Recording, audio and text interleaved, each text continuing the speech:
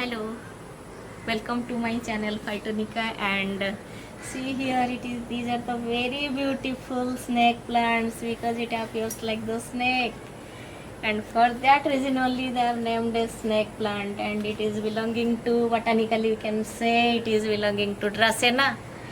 So many Dracena category, and it is called as Sansevieria snake plant. See the quality of the plant, so attractive, fleshy, yellowish green, having very yellow border. So how beautiful it is.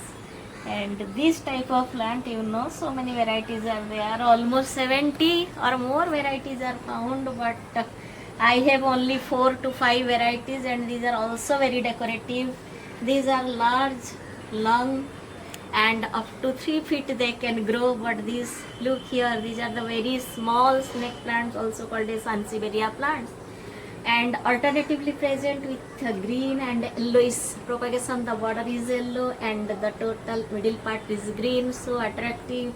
Particularly it is a monocot plant, and these plants, see here, so decorative petals, pebbles are there, very white in texture, and I have decorated with the pebbles so that the plant can be well drained, and as it provides well drainage system, so water should not be locked in the plant, and so it should be very well drained, so that I have propagated like that. Condition is favorable for the plant, for the growth maintenance of the plant.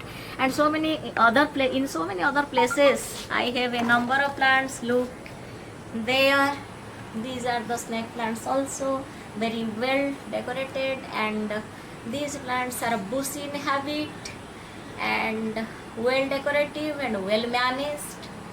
And these plants are also air purifier, giving more oxygen even in night time. If we put the plant in our bedroom or in a balcony, it gives oxygen, only it gives oxygen. So that there is a question, how it provide oxygen in night time without photosynthesis.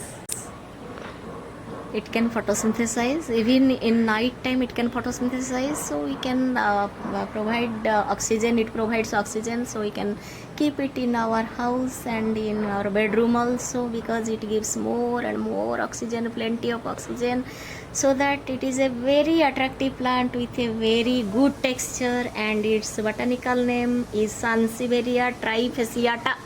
Sansevieria trifasciata. And appearance is snake like, good looking, having fleshy tongue like condition, and appears like a long tongue, and it is known as mother-in-law's tongue.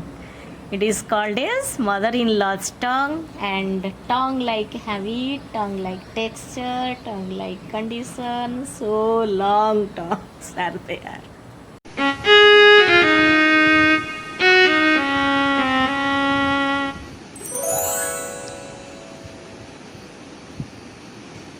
See the small plant of Sansevieria, and it is the indoor plant, and beautiful it is placed in my house, and so highly colorful, very small pot with the very small plant, highly decorative. And this is the large pot having the Sansevieria large variety. See the look, the feature, so attractive, so colorful. The pot is homemade and very regular shape, so it maintains the beauty of the plant, and it shows so nice. Yes viewers, now I am going to share some tips about the care of the snake plant. It is very important. First, it is water provision, water requirement of the plant, and especially the plant grows in very dry habitat, so water is not needed at all. But overwater and underwater is very harmful to the plant, because overwater turns the leaf yellow, while the underwater turns the leaf brown. So properly it should be watered, and generally it needs some moisture. And in rainy season the growth of the plant should be will be proper, because rainy season is the best season for the better propagation of the plant.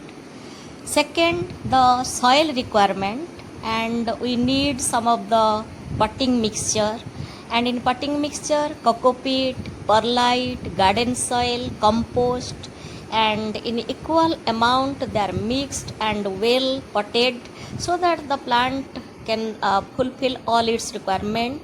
Then the fertilizer is applied for the plant. In fertilizer we can apply the vermicompost, kitchen compost, seaweed solution, but seaweed solution is not always available. We can replace it in rhizobium soil. And then come to another important, very important condition of the plant. It is the pruning of the plant. Pruning actually it is not needed, and we have particularly we can prune the old leaves so that the plant will be better and younger. And rhizome propagation, if we take the propagation part of the plant, in three methods the plant can be propagated.